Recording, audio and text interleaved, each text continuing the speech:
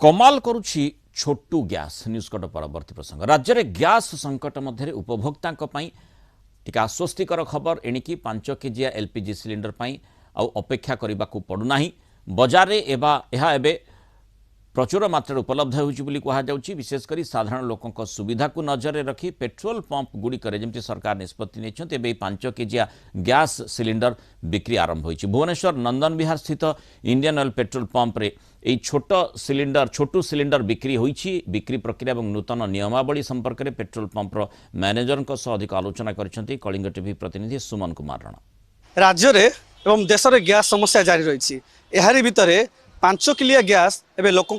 वरदान साजिश कारण 5 किलिया गैस जितेबाला सरकार तरफ विभिन्न पेट्रोल पंप और एजेन्सी द्वारा जो श्रमिक श्रेणी रही लोक मैंने छात्र छात्री रही से जोगई देवाई सरकार जितेबाला नोटिस जारी कर